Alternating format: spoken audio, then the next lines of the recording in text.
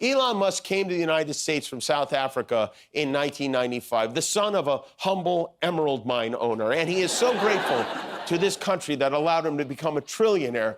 Tesla paid almost no federal income tax over the past 3 years. You know, for a guy who has been openly cheering immigrants getting kicked out of the country for stealing from us, sure seems like an immigrant who's been stealing from us to me. Now, then it's war.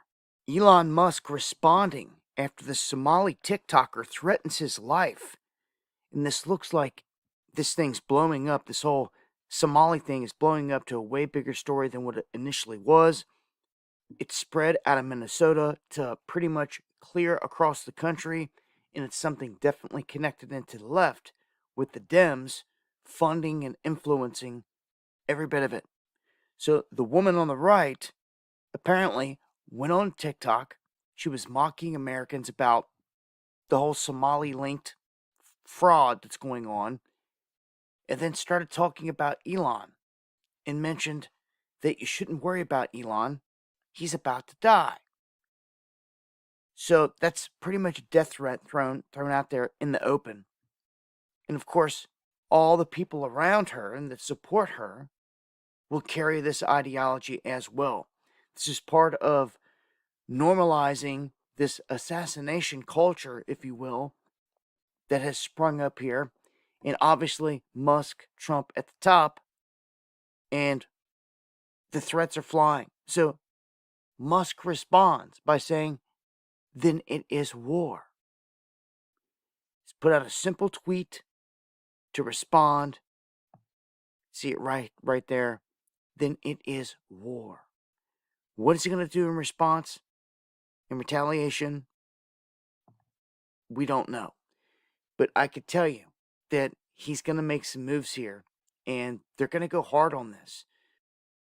So we have to talk about what Elon Musk is noticing about the Somali fraud in Minnesota that no one is noticing or talking about, and that is the mainstream media's narrative. Now, we got the FBI moving in.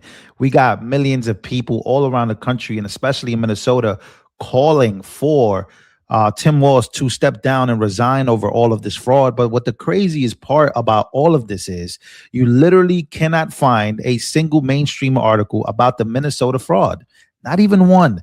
How is it that a simple guy with a camera can uncover over $110 million in fraud in just one single day, but giant billion-dollar media organizations behind the glass door somehow miss it for years, just like Ilhan Omar missed it, just like Tim Walz missed this? But this is where it gets even crazier. Elon Musk took to X to speak about this, share, in fact, what he has been talking about for the last 2 years and why Doge was even created in the first place. The single biggest thing that they're worried about is that Doge is going to turn off fraudulent payments of entitlements. I mean, everything from Social Security, Medicare, unemployment, disability, small business administration loans, turn them off to illegals. This is the crux of the matter. Yep. Okay. This is the thing that why they really hit my guts and want me to die. And do you think that's billions, hundreds of billions? What do you think the scale is of that? I think across the country, it's well north of 100 billion, maybe 200 billion. But equally importantly, we're cracking down on more than $19 billion in fraud that was stolen by Somalian bandits. Can you believe that Somalia, they turned out to be higher IQ than we thought? Black soldiers, black ones, I love them. So here's your president, I'm in Washington. My black soldiers, can you believe it? I got black soldiers. They're some of the greatest people I've ever met in my life. I surround myself with black soldiers just in case, so people think I'm so racist. I'm not racist. I'm farther from being racist. Look at my black soldiers, all three of them. Out of the thousands of white soldiers I have, I found 3 black ones. Isn't that great? 3 of them. Isn't that beautiful? I always say these are low IQ people. How do they go into Minnesota and steal all that money? The situation in Minnesota reminds us that the West cannot mass import foreign cultures, which have failed to ever build a successful society of their own. I mean, we're taking people from Somalia, and Somalia is a failed, it's not a nation. got no government, got no police, got no military, got no nothing. And then we have this fake congressperson who they just reported is worth $30 million. You believe this? Ilhan Omar, talking about the Constitution that provides me. She comes from a country that's not a country, and she's telling us how to run America. Not going to get away with it much longer, let me tell you. 2 major celebrations and 500,000 visitors. Twin Cities Pride and Somali Independence Day are underway and kicking into high gear. Our Frankie McLister spoke with attendees who explained the why and meaning of both. A Saturday of celebration in the city. The energy is incredible. Like, everybody's so happy to be here and everybody's celebrating each other. We want people to understand who we are. Whether you have 2 legs or 4.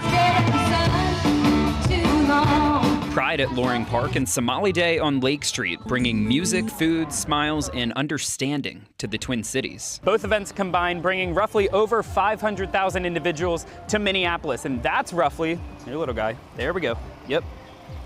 It's roughly the population of Wyoming. Somali Day commemorating the country's separation from colonial rule in 1960. What we're highlighting is like our freedom. And for Pride, because everyone could just be themselves. Just be loud and proud, whoever you are. If you're an ally, if you're a part of the LGBTQA plus community, everyone just comes together and it's a great time. The community that we're celebrating, they can be at a disadvantage in our society. So being able to get the resources and having free access to that, I think that information is really important. Important like safety is to the city. Metro Transit even expanding services and offering free rides throughout the weekend of festivities. Happy Somali Independence Day. Happy Pride. Happy Pride. So Elon Musk is officially the world's first trillionaire. And I'm a person who thinks billionaires shouldn't exist, so I sure as hell don't think that a trillionaire should ever exist, but here we are.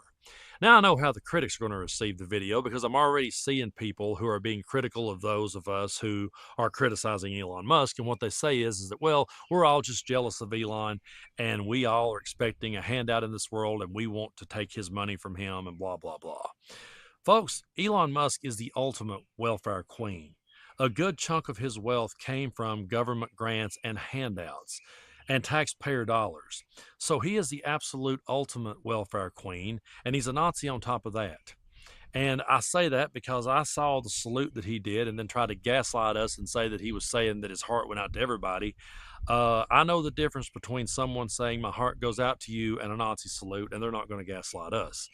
Elon is the ultimate welfare queen who built his entire reputation and fame and fortune on government handouts, and a guy who is not an inventor, not a brilliant mind, not Nikola Tesla, not Thomas Edison, none of the things that he goes around trying to claim that he is. And so it just really sickens me that we live in a world where people will look up to someone like this and think that if they keep chasing that carrot, that one day they will be a trillionaire like Elon Musk. Well, it's never going to happen. This guy went out and bought his own platform and turned it into a white supremacist dumpster fire. That's what he did.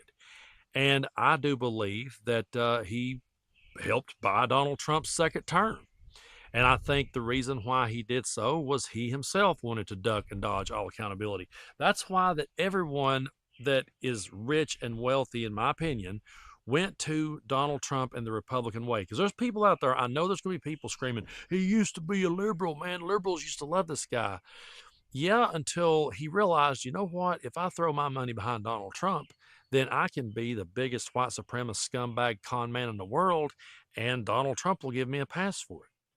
And that's why that you see all these people go over to MAGA when suddenly they have allegations come out on them, when their name ends up in the Epstein files. Well, Donald Trump is the perfect guy to cozy up to. So I believe there's a reason why, and I think that's the biggest reason why that Elon threw all of his money and support behind Donald Trump was to save his own ass, because he himself said that if Kamala Harris was to get elected, he would definitely be going to jail. Well, why would he be saying things like that if he wasn't guilty of something? I wouldn't say that. I wouldn't say that, you know, if someone got elected, I was going to be arrested. I mean, I can say it when it comes to Donald Trump because he's putting influencers' names on watch lists. So, yeah, we're definitely looking over our shoulders these days and waiting on the shoe to drop. But it just really sickens me that we live in a world where you have people who look and sound like me that live in my part of the world, looking up to someone like an Elon Musk and thinking that if we criticize his wealth that we're wanting a handout. These are the very people who will make comments like, well, imagine if we had all that money. Imagine if we had all that money we sent to Ukraine, or imagine if we had all that money that we spent on this war. Meanwhile, we're back in another useless war in the Middle East. But these people will always say, my tax dollars, imagine where we could put the money if we had all that money back. But then they will sit back and cheer a man who will hoard all that wealth and not do a damn thing about it to help anyone. And I just view billionaires as evil. I do. I truly view them as evil. I view Elon Musk as evil, because anyone who would have that kind of money and just sit on it, and we would continue to have all the problems and all the struggles in this world, is evil. And that's my opinion. And I have a right to it under the First Amendment, which Elon claimed that he was defending when he bought X. His whole argument was he bought X to bring back free speech. And then he had that interview with Don Lemon.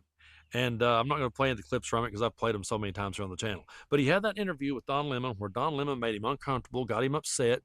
And then he pretty much ended Don Lemon's show on X because he was so thin-skinned, just like Trump. All these guys are. All these people who are supposed strong men are really weak and fragile people.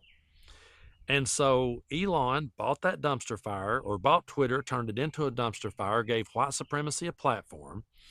And people like Donald Trump will not call out the white supremacy. They will not call out the hate groups because they know that those people are willing to do their bidding. And they also know those people are the easiest people out there to manipulate.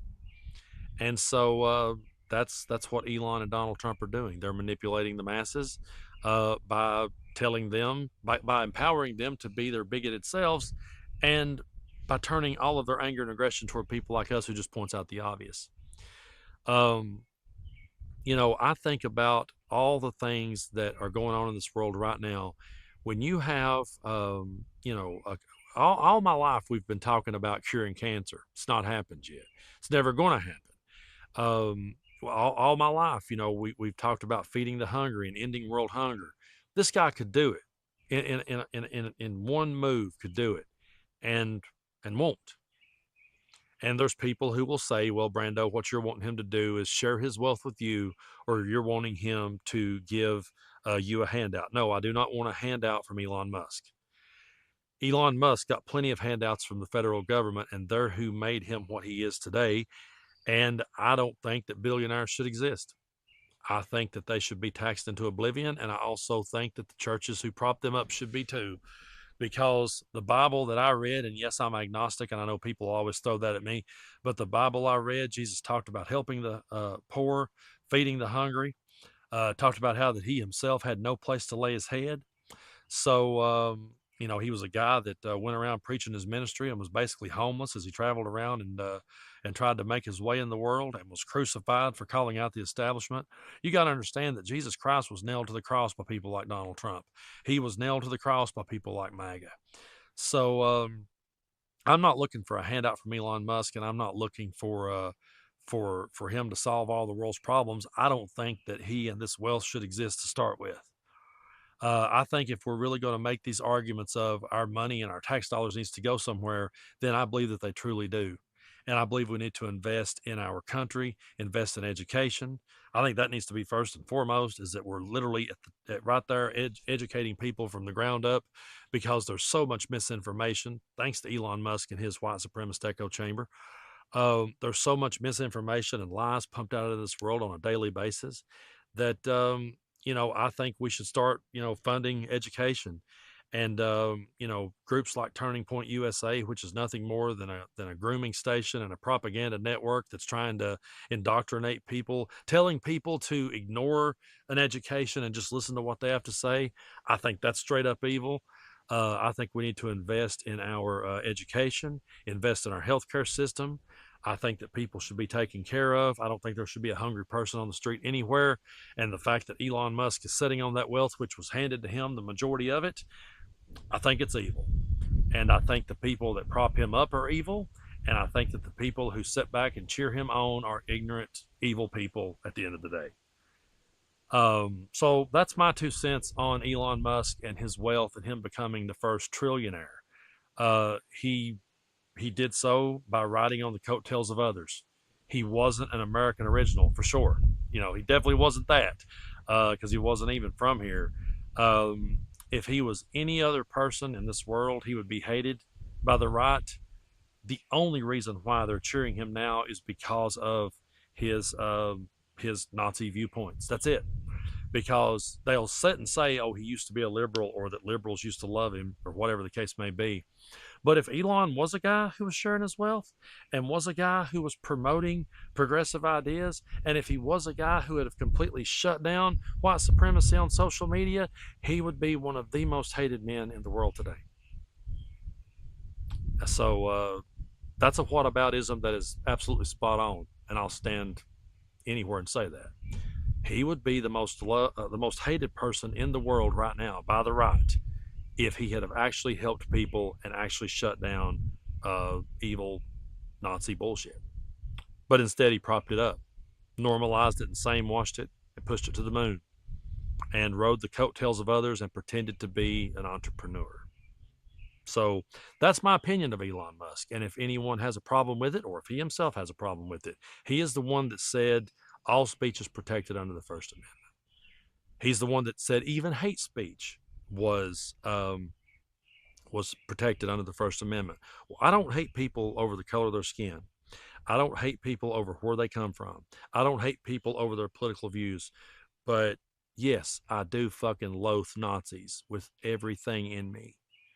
And, I was sitting watching the Blues Brothers the other day. Me and my son watched that movie again. I haven't watched it in years, but it's one of my favorite movies that I can quote from front to back. There's a scene where the Illinois Nazis shows up, and Jake says, the John Belushi, Jake's the character that John Belushi plays, Jake says, I hate Illinois Nazis. And the crowd is there protesting the Nazis. I was thinking, damn, if that movie was made today in Donald Trump's America, everybody would be lined up to cheer and same-wash the Nazis. And that's how far we've fallen as a country. But Elon rose to the top by riding people's coattails. And I think it's a shame and truly sickening that we even have a thing as a billionaire, let alone the world's first trillionaire.